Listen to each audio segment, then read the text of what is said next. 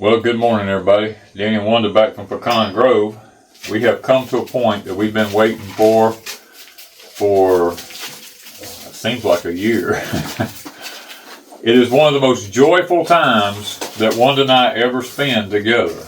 You know, and I know this may sound crazy, but Wanda and I wait all year for one thing. And when it happens, we're just ecstatic about it when it happens. And what I'm talking about is this right here.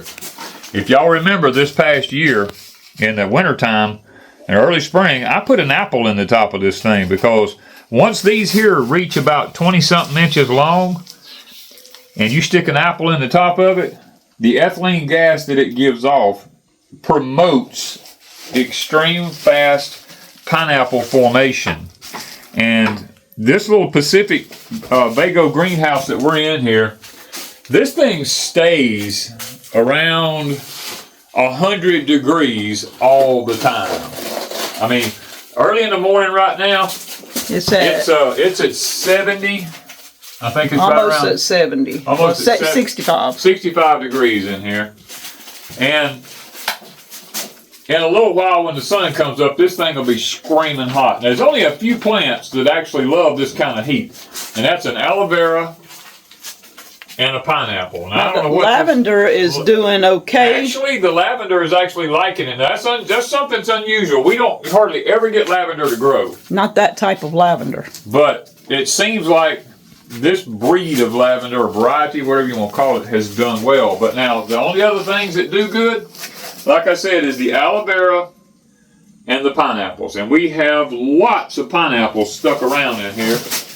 These pineapples will be going into larger containers this fall to hopefully grow pineapples next year.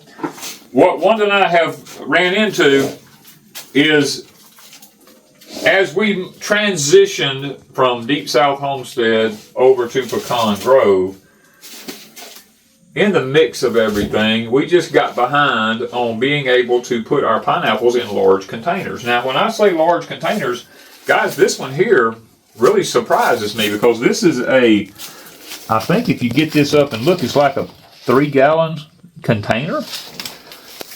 We was going to transplant it over into one of those big black tubs, but we just left it in this as an experiment, and it actually made a pineapple in a 3-gallon container. And look at all the babies. And it's got tons. I don't know if you can take those off, or you can take this off and let those continue. No, this plant will only grow one pineapple. We'll have to break all these off. And but we can start new ones. These will be new babies to start. So, if it wasn't for the cost, I'm not going to lie to you. If it wasn't for the cost, I would buy another 20 by 20 greenhouse and put it up just to grow pineapples. Because this right here... And we're running out of room. You overextended Deep South. Now you're going to overextend. I'm trying to rein him in. I can't help it, but let me tell you something. We're going to grow a few in here. That's it. You can go to the grocery store and buy pineapple all day long. It will not hold a candle to this right here. When you let it ripen on the plant, it is like 1,000 times better than anything you can buy in a grocery store. Ask anybody in Hawaii. Just ask anybody who's ever grown one of their own. And we have now we've had these pineapples now for, You started some the year we married, so that's been over 13 years. Yeah. And at one point, after we'd been married about 3 or 4 years, we had about 5 or 6 that we would take inside in the winter, and then put back outside in the summer. Yes.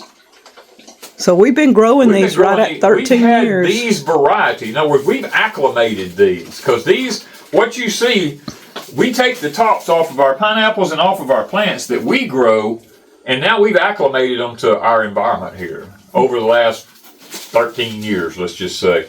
And now, I mean, look how beautiful the top. Let me tell you something what they do in grocery stores. In grocery stores now, when you buy a pineapple, they go right in here in the middle of it. They have a tool. They run down in there and they cut the middle out of the top of it. If you can't see a nice little plant like that, it looks like a hole in the center, they've cut it out. They've cut it out. They're doing that because they realize people are starting to cut the tops off of them and grow their own. And then the market and the industry doesn't like that.